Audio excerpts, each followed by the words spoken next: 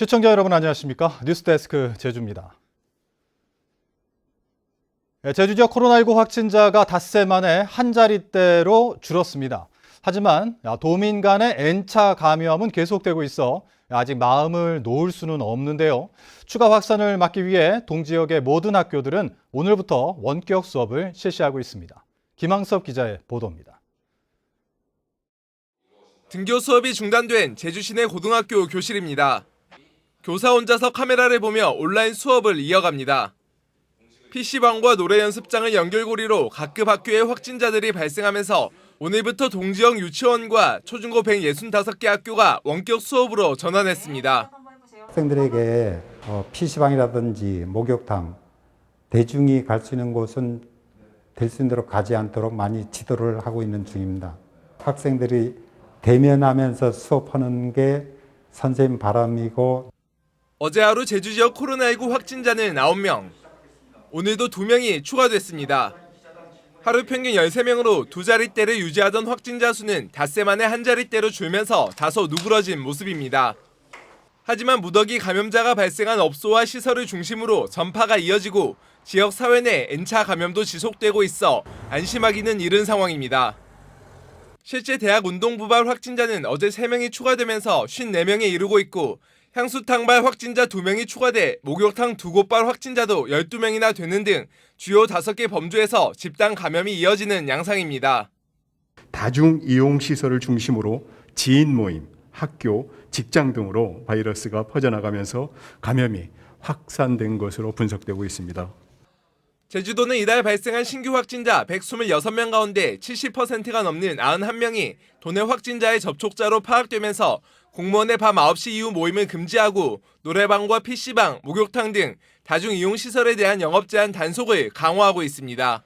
MBC 뉴스 김항섭입니다. 현직 경찰관과 의무경찰의 코로나19 확진이 잇따르고 있습니다. 서귀포 경찰서에 따르면 최근 의무경찰 4명이 확진돼 직원 200여 명에 대한 전수검사를 실시한 결과 경찰관 1명이 양성 판정을 받았는데 해당 경찰관은 지난 27일 아스트라제네카 1차 백신 접종을 받은 것으로 확인됐습니다.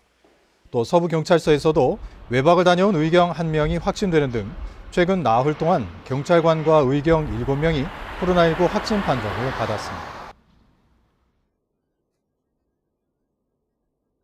노래방과 유흥업소의 밤 11시 이후 영업 금지 등 방역 조치 강화 이후 위반 업소가 하루 11건꼴로 적발됐습니다. 제주도는 방역 조치가 강화된 지난 10일부터 사흘 동안 PC방과 노래방, 유흥주점 등을 대상으로 점검해 방역수칙 위반 사항 33건을 적발했습니다. 제주도는 집중 방역 기간인 오는 23일까지 감염 위험 시설에 대해 원스트라이크 아웃제 등 무관용 원칙을 적용할 방침입니다. 일본 정부의 후쿠시마 원전 오염수 방류 결정에 대해 어민들과 시민사회단체의 반발이 이어지고 있는데요. 제주에서도 처음으로 일본 정부와 도쿄 전력을 상대로 방류 금지와 손해배상 청구 소송이 제기됐습니다. 김찬현 기자입니다.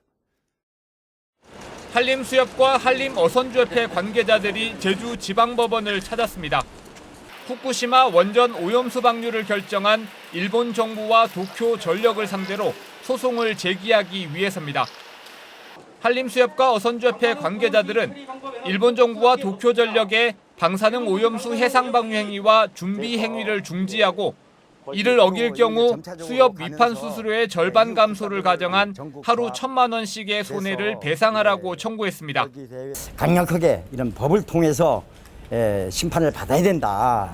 우리가 안 하면은 우리 어민만이 아니고 우리 소비자인 대한민국 국민 모두 또 인접 국가 국민 모두가 아픔을 가져옵니다. 이번 소송의 핵심은 법률상의 쟁점입니다. 국제관습법에 따라 한 국가의 주권적 행위는 다른 국가의 재판권으로부터 면제되는 주권 면제의 원칙 때문입니다. 하지만 변호인 측은 범죄 등 중대한 불법 행위는 주권 면제 원칙에 제외된다는 판례가 있는 만큼 불법 행위인 오염수 방류에 대해서도 우리나라 재판권이 인정된다며 소송 이유를 밝혔습니다. 정상적이지 아니한 불법 행위에까지 주권 면제 이론으로 일본국이 면죄부를 받을 수는 없습니다. 주권 면제의 예외 이론에 공감한다면 소각하가 아니라 본원 판결을 받을 수 있을 걸로 기대합니다. 그러나 위안부나 일제 강제징용 배상 판결과 달리 이번 사안은 아직 벌어지지 않은 피해에 대한 사전 조치 성격이 강해 법조계에서는 소송 각하 가능성도 제기되고 있습니다. 한편 원희룡 지사의 공개적인 강력 대응 방침에 민형사상 소송을 검토했던 제주도는 법률 자문 결과 소송이 어렵다고 판단해 민간단체 소송 지원으로 방침을 바꿨습니다. 후쿠시마 원전 오염수와 관련해 제주에서도 처음으로 소송이 제기된 가운데 실제 재판으로 이어질 수 있을지 법원의 판단에 관심이 쏠리고 있습니다. MBC 뉴스 김찬년입니다. 제주시 오등보훈공원 토지주로 구성된 비상대책위원회는 성명을 내고 민간 특례 사업에 대한 공개 수사를 촉구했습니다. 이들은 사업자 선정 과정에서 1위 업체가 뒤바뀌었다는 의혹에 이어 제주시의 속전속결식 추진으로 특혜 의혹이 불거지고 있는 상황에서 도유지의 석연치 않은 공시지가 상승 사유에 대한 납득할 만한 설명도 없다며 수사기관이 나서야 할 때라고 주장했습니다. 오늘부터 전동 킥보드 등 개인형 이동장치에 대한 규제가 강화됐습니다. 경찰이 본격적인 단속에 나섰지만 위험천만한 불법 주행은 여전했습니다. 박성동 기자가 단속 현장을 취재했습니다. 개인형 이동장치 규제 강화 첫날, 자치경찰이 단속 시작 10여 분 만에 안전모를 쓰지 않고 이어폰을 낀 채 전동 킥보드를 타려던 남성이 적발됐습니다. 인명보호 장구를 착용하셔야만 이 개인형 이동장치를 대여도 안 되는 거예요? 네, 대여 개인형 이동장치도 인명보호 장구를 착용하셔야 이제 이거를 사용하실 수 있어요. 개인형 이동장치는 자전거 도로나 도로를 주행해야 하지만 인도 위를 달리던 남성도 나타납니다. 인도로 주행하시면 범칙금 부과하게 돼 있어요. 면허증 갖고 계세요 지금? 네. 면허증 있으세요? 두 명이 전동 킥보드 한 대에 함께 탄 채 달리는 위험한 모습도 눈에 띕니다. 원동기 면허를 딸 수 없는 만 16살 미만 청소년은 전동 킥보드를 탈 수 없지만 학생들이 킥보드를 같이 탄 채 장난을 치기도 합니다. 개정된 도로교통법에 따라 모두 범칙금 부과 대상으로 청소년인 경우 보호자에게 부과됩니다. 저희 학교에서는 이거에 관한 얘기가 한 번도 안 나왔거든요. 먼 거리 갈 때 이거 타면 쉽게 갈 것 같고 오르막길 갈 때 자전거보다 이걸 많이 선택할 것 같아요. 혹시 면허증 딸 수 있을 때 한번 따보고 헬멧 쓰고 한번 타고 싶지 한번.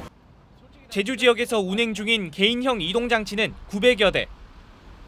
관광객 등의 이용도 많아 대여업체 5개가 운영 중인데 지난해 6월에는 20대 관광객이 조작 미숙으로 넘어져 숨지는 사고도 발생했습니다. 시속 30km로 느리다고 생각하지만 생각보다 육중하기 때문에 큰 사고로 이어질 수 있습니다. 전동 킥보드 장치는 의외로 조작이 어려움에도 굉장히 일상적인 이동 수단이 돼서 면허가 꼭 필요합니다. 불법 주정차도 문제입니다.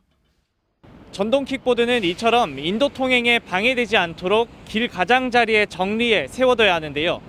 이제부터는 잘못 주차된 전동 킥보드는 불법 적치물로 간주됩니다. 하지만 방치된 이동장치는 2시간 안에 업체에서 수거하도록 할 뿐 제재가 없고 방치된 이동장치 수거 문의를 위한 상담센터도 주말에는 운영하지 않는 경우가 대부분입니다. 업계에서만 사실 해결해야 될 부분은 또 아니라고 생각하는 게 뭔가 이제 사람들이 문화가 정착이 될 수 있게 좀 더 노력을 필요한 부분이 아닌가 싶고 주말 운영을 하려고 하는 것도 저희도 이제 신속하게 대응을 하려고 준비 중인 상태입니다.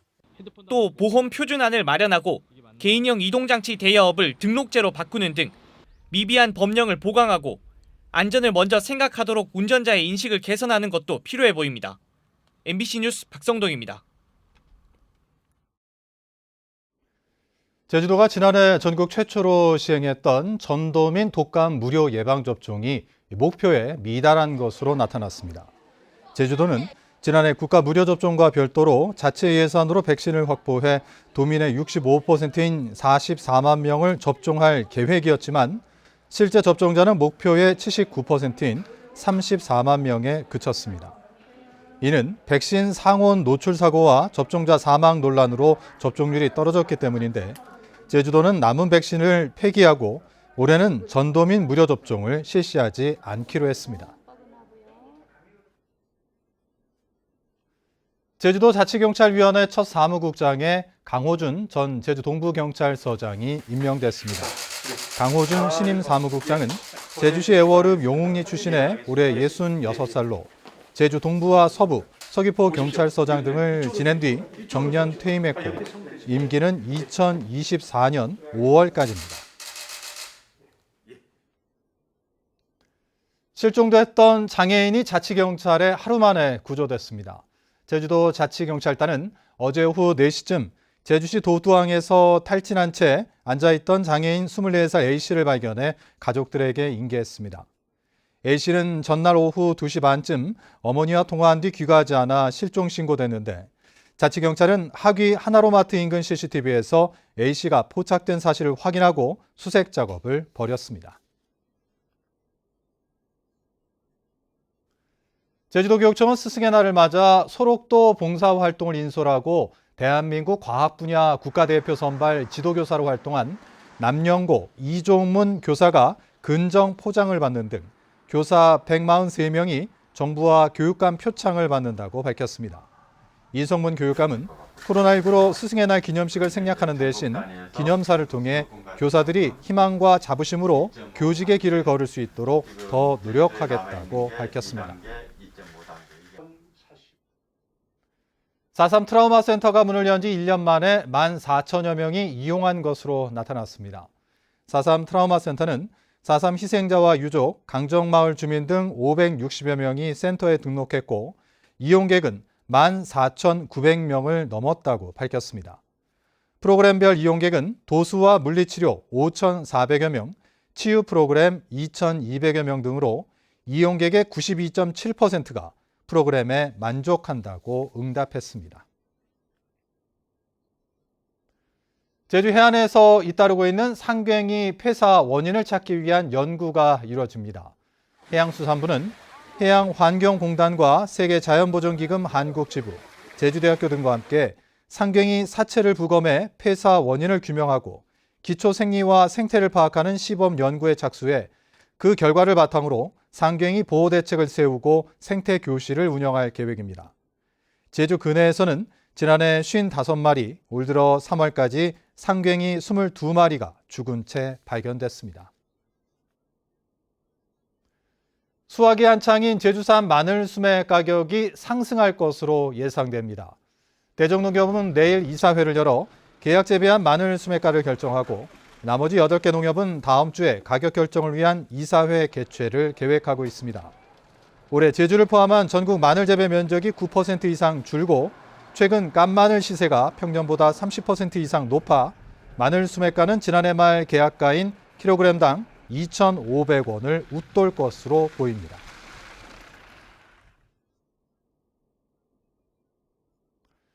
이상으로 뉴스데스크 제주를 마칩니다. 시청해주신 여러분 고맙습니다.